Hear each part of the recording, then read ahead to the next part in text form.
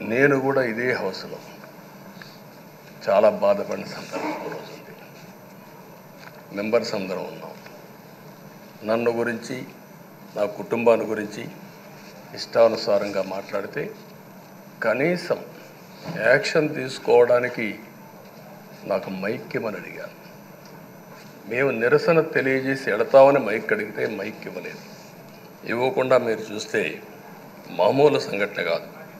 ఆ రోజు నేను ఒక మాట చెప్పాను, ఇది గౌరవ సభ కాదు, మీరు నాకు మైక్ కూడా ఇవ్వడం లేదు, మైక్ ఇవ్వకపోయినా నేను స్టేట్మెంట్ ఇవ్వాలి కాబట్టి ఇచ్చేడతారు రికార్డు కోసం అని చెప్పి గట్టిగా లేచి ఇదే సీట్లో కూర్చొని ఆ రోజు నేను చెప్పింది అదే వర్డ్స్ మీకు రిపీట్ చేస్తున్నాను.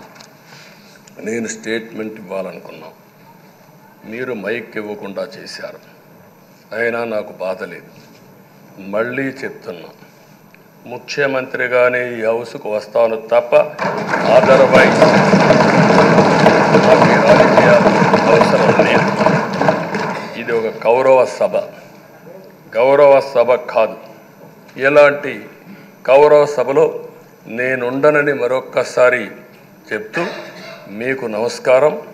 ప్రజలకు విజ్ఞప్తి చేస్తున్నా, నా అవమానం మీరు అందరూ అర్థం చేసుకొని నిండు మనసుతో ఆశీర్వదించాలని కోరుతూ ఈ సభ నుంచి వాకౌట్ చేస్తున్నానని చెప్పి వాకౌట్ చేసి బయట ప్రెస్ కాన్ఫరెన్స్ పెట్టాను.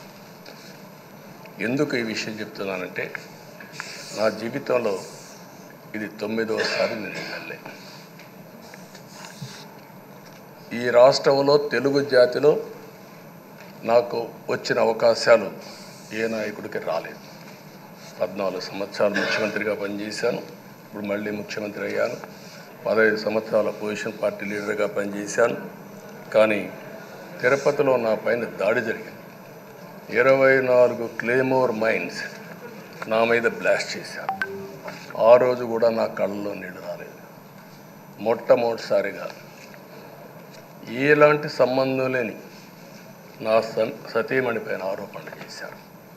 ఆ ఒక్కరిపైన కాదు, ఈ రాష్ట్రంలో ఆడపడుచులందరిపైన, గౌరవంగా బ్రతికే ఆడబిడ్డలందరినీ అవమానం చేయడం, సోషల్ మీడియాలో పెట్టడం, క్యారెక్టర్ అసాసినేషన్ చేయడం, ఇలాంటి చాలా సంఘటనలు జరిగాయి. దానికి పరాకాష్ఠగా మరో శాసనసభ్యులు కానీ, కొంతమంది అయితే భవానీ శాసన సభలో సభ్యురాలుగా ఉండి ఎన్నో పోస్టింగ్స్ పెట్టే పరిస్థితికి వచ్చారు.